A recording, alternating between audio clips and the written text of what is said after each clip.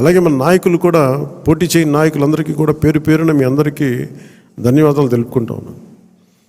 నేను 21 సభ్యులు మొన్న పిఠాపురం సభలో కూడా చెప్తా ఉన్నాను.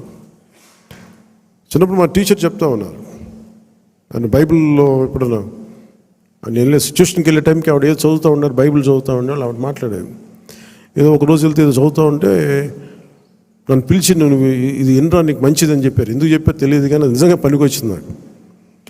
తను తగ్గించుకున్నవాడు హెచ్చింపబడును, నీకు మంచిది అవుతురా నీకు. ఆ మాట ఏంటి నేను ఎప్పుడు అనుకునేవాడిని, అంటే మనం ఎంత సాధించినా తగ్గి ఉండడం చాలా అవసరం. అంటే ఏమీ లేని ఇస్తరాకి ఎగిరి పడుతూ ఉంటుంది, ఎగిరెగిరి పడుతుంది. అన్నీ ఉన్న ఇస్తరాకి చాలా నిండుగా ఉంటుంది. అలాగే ఎన్ని స్థానాలు అనే కంటే కూడా ఎంత బలంగా చేసామనే దాని మీద అందరూ అన్నారు. ఆ రోజున తాడేపల్లిగూడెం సభ, మన బొలిశెట్టి గారు రోజుగా ఉన్నప్పుడు అందరూ కూడా తాడేపల్లిగూడెం సభ చేద్దాం, మనం 24 స్థానాలకి పోటీ చేస్తామని చెప్పిన తర్వాత మొట్టమొదటి సభ కూటమికి ఎప్పుడు వచ్చే ఉధృతి లేదు. ఆ రోజున అందరూ చెప్తారు, నాకేం తేడా కనిపించలేదు కానీ బట్ అందరికీ ఒకటే అనిపించింది, ఉధృతి లేదు, హుషారు లేదు, మీరు పాడు చేసిన నానా రకాలుగా మీ అందరికి అభిప్రాయాలు ఉన్నాయి. ఆ రోజు నేను దాన్ని తప్పని చెప్పట్లా.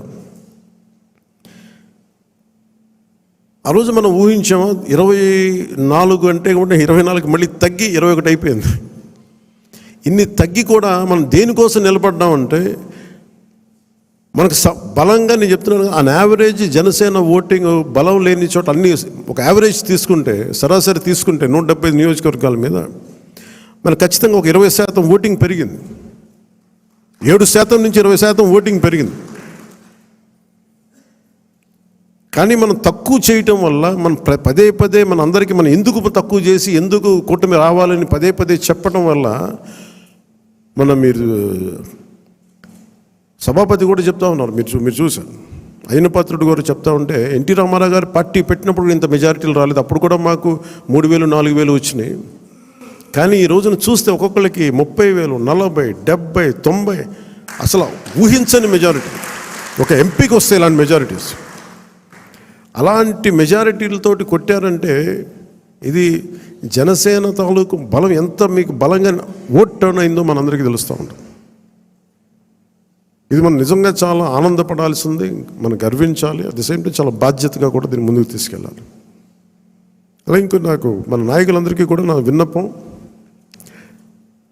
ఎవరిని కూడా వైసీపీ నాయకుల్ని కానీ ప్రత్యర్థి పార్టీకి సంబంధించిన ఎవరు కానీ వాళ్ళు మన శత్రువులు కాదు, వాళ్ళు ఇంక్లూడింగ్ వైసీపీ కూడా మనకు శత్రువులు కాదు, మన ప్రత్యర్థులే.